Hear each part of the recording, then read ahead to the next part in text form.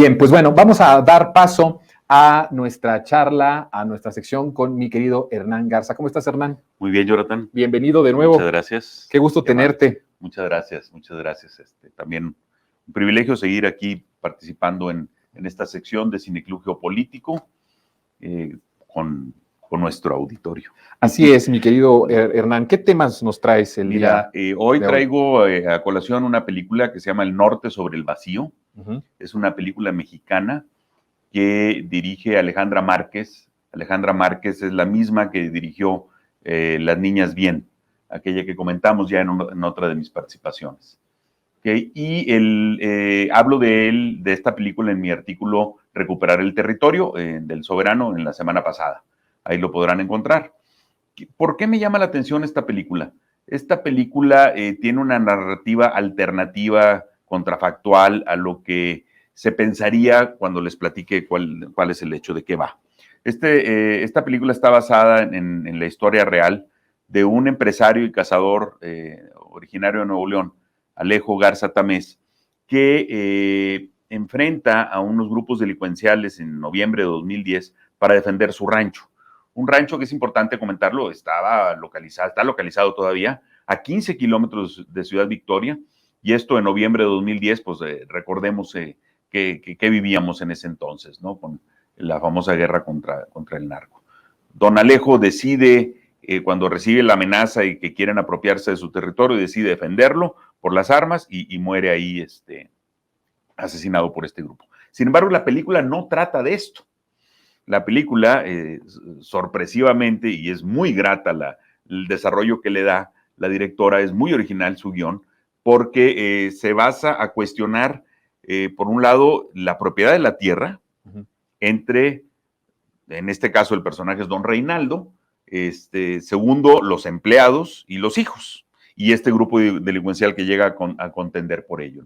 Y construye entonces una historia donde te va llevando a decir, bueno, realmente tiene tanto derecho don Reinaldo de la tierra, que la tuvo que defender a balas en el personaje original, como los que se la reclaman, o los empleados que trabajan ahí, o los hijos que la van a heredar y que no hacen nada por la tierra, no entienden cómo vivir del rancho, ¿no? Entonces te cuestiona muchísimo. Entonces es muy, muy original. Y creo que este guión original, que se sale de las narrativas de las series de narcos y todo lo que vemos en Netflix, donde siempre es un grupo malo, en un país donde el gobierno se desentendió, es un estado fallido, esa es toda la narrativa que escuchamos en Netflix. Acá no, acá vemos una narrativa que pone los problemas reales que están en disputa, y entonces te hace cuestionar si el esquema que tenemos de propiedad de la tierra, de administración de la misma, de cómo se hereda, y si genera o no el mismo prestigio social entre todos, ¿no? Es una crítica al patriarcado también porque, y no me refiero a esto a un tema de feminismo nada más, sino el patriarca, en este caso don Reinaldo, él dejó de lado a su hermano, que no heredó el rancho. Entonces lo alcanzas a ver en la película, que tiene pues una casita ahí muy, muy modesta al lado, pero pues él no es nadie, ¿no?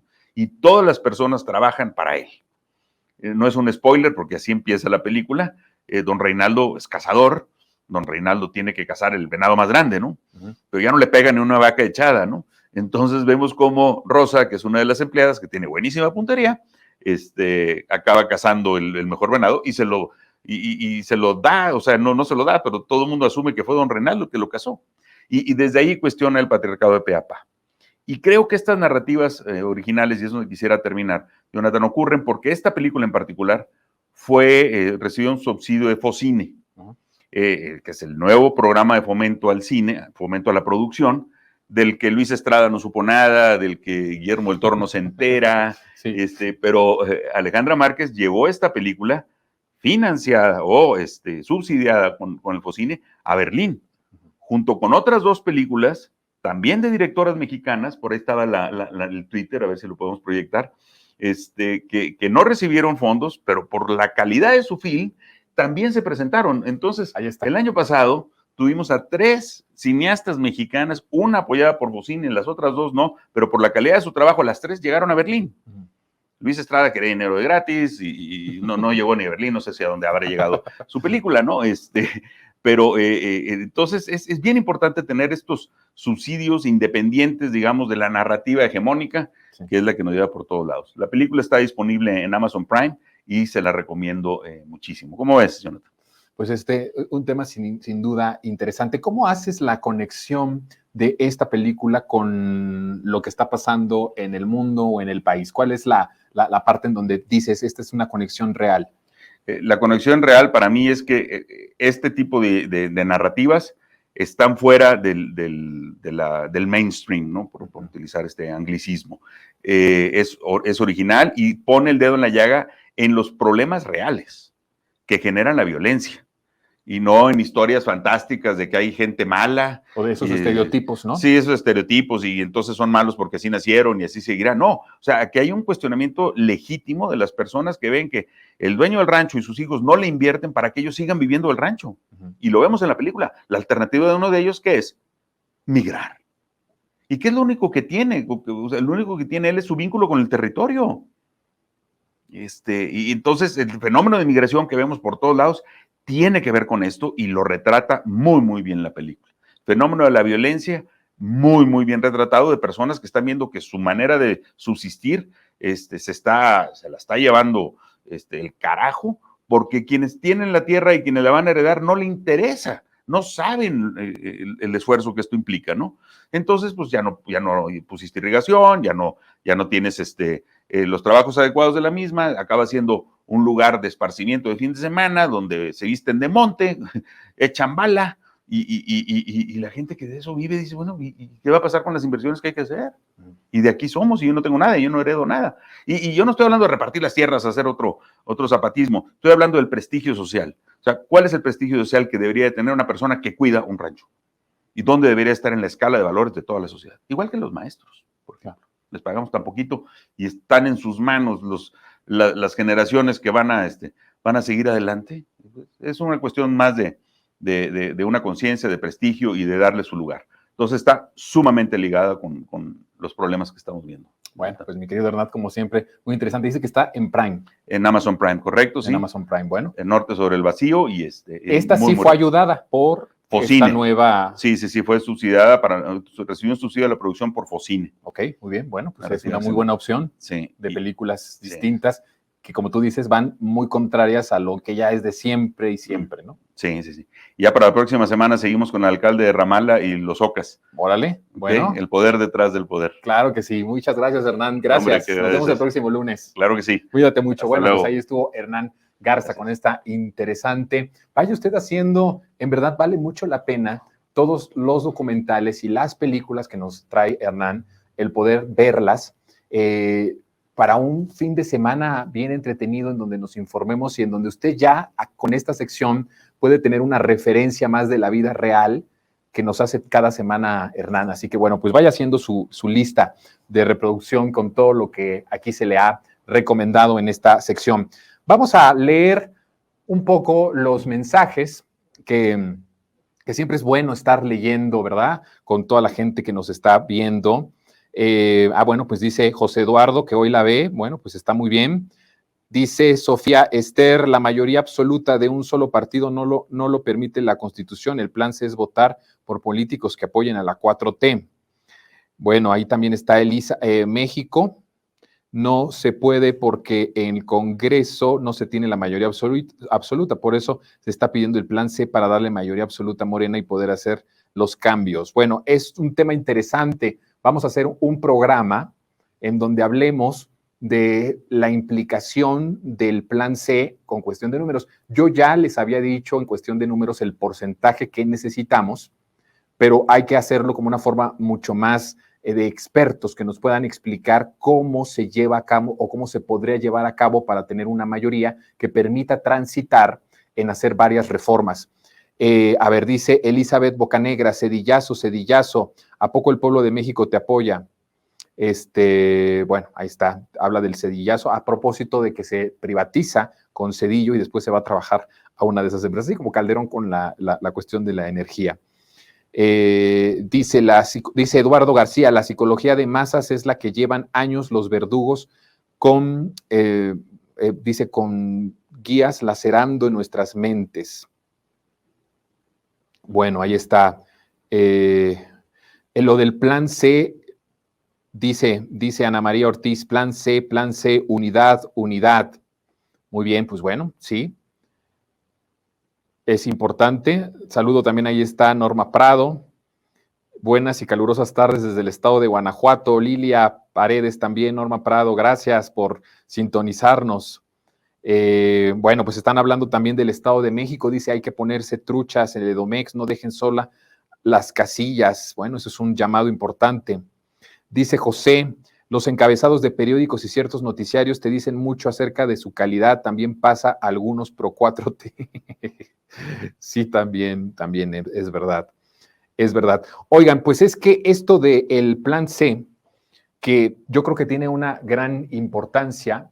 Ah, dice Connie ahí decía algo. Hola, Connie. Decía, ¿qué podemos esperar? A ver, ahí está, dice, ¿qué podíamos esperar? Dice, hay confusión en el tema, Jonathan, excelente lo que abordes. ¿En qué tema hay confusión? También dice Connie, ¿qué podemos esperar de los oligarcas y principalmente son inhumanos?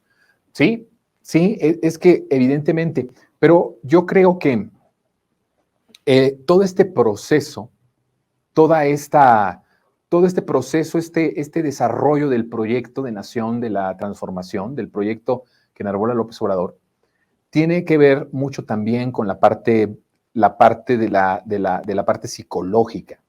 Es muy importante que cada una de las personas que son parte del país vayan entendiendo que esto va a cambiando. Es también un proceso de mentalidad, de un cambio de mentalidad, de hacerle ver a las oligarquías que es necesario acotar un poco lo mucho que de manera ilegítima fueron teniendo a lo largo de los años. Y a lo mejor muchos dicen, es que eso es como ser ingenuos, pensar que no. Bueno, por un lado está, si se habla de la ingenuidad, bueno, tienen de dos las oligarquías. Una de ellas es ir entendiendo al interior de su propia mente, de su propio pensamiento, que las cosas están cambiando y no va a haber vuelta atrás, que la fiesta se les acabó, que la fiesta del saqueo, de la corrupción, del amiguismo, de las leyes a modo, de la entrega de nuestro territorio a su poder económico se acabó. O lo entienden por las buenas o lo tendrán que entender por las malas. ¿Y cuál es, en todo caso, lo de las malas? No que esté ilegal, no que sea malo, pero para ellos es muy malo. Lo tendrán que entender con acciones como las que está haciendo el presidente López Obrador de este tramo de 100 y tantos kilómetros, tenerlo para el bien de la nación y para el bien del proyecto. O sea, aquí la situación es que la oligarquía tiene que entender perfectamente que tiene dos vías. O la vía de la negociación y una vía en donde se pueda tener un encuentro, donde se pueda tener un entendimiento de las cosas, sabiendo que ese país del que ellos se beneficiaron, del que ellos se devoraron, ese país ya no va a regresar. Eso les tiene que quedar claro, pero es un proceso, querida audiencia. No les estoy diciendo que los entendamos, pero en cierta forma imagínense que en 5 años cambia todo el funcionamiento estructural del Estado y de su visión y de su misión, de lo que había sido o para lo que estaba hecho y creado durante 36 años. En 5 años cambias toda la mentalidad, cambias todos los procesos, cambias todo lo que tiene que ser un gobierno a lo que ellos estaban acostumbrados. De tal forma que es muy peculiar que la primera reacción que tiene Grupo México cuando la Marina entra a este territorio, a estas vías, a estos 100 y tantos kilómetros, lo primero que dice Grupo México es algo que es bien interesante, que es lo que está pasando. Dice, lo tomamos con asombro. O sea, fue una cuestión inesperada. ¿Saben por qué es una cuestión inesperada para ellos? Pues porque el gobierno, el sistema neoliberal, el sistema salinista neoliberal, les entregó todo eso. Y entonces, cuando les quitan una partecita muy mínima a los miles de kilómetros concesionados que sigue teniendo Grupo México, que fue entregado en los periodos, en el periodo del pasado, en el régimen antiguo, se sorprenden porque nunca fue así la convivencia.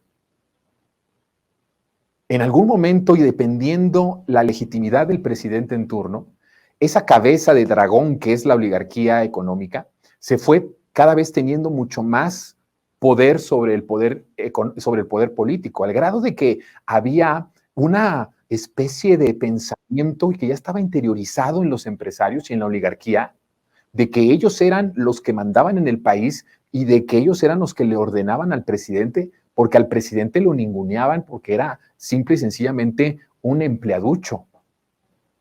Era un gerente, no un presidente. Se acostumbraron a tener gerentes, se acostumbraron a tener empleados en la presidencia de la República. Claro que les va a sorprender cuando esto cambia, cuando la ecuación cambia, pero eso es un proceso de mentalidad de la oligarquía. Es un proceso bien interesante. A los últimos que les va a caer el 20 de esta nueva realidad va a ser a la oligarquía. El pueblo ya avanzó muchísimo más en esto. El pueblo ya está interiorizado de que el gobierno tiene que ser por el pueblo y para el pueblo. La oligarquía es la que todavía no va a reaccionar tan positivo, todavía no está completamente, todavía no tiene ese entendimiento y les va a costar muchísimo, pero les vamos a dar chance de que este México ya cambió y que no va a regresar ese México de privilegios, de corrupción, de saqueo, de privatizaciones. Se acabó. Que lo entiendan por las buenas o por las que ellas dicen que son las malas, pero que no son malas. Y de aquí quiero terminar el monólogo e introducir con mi querida Gracia Alzaga, que ya está con nosotros totalmente en vivo,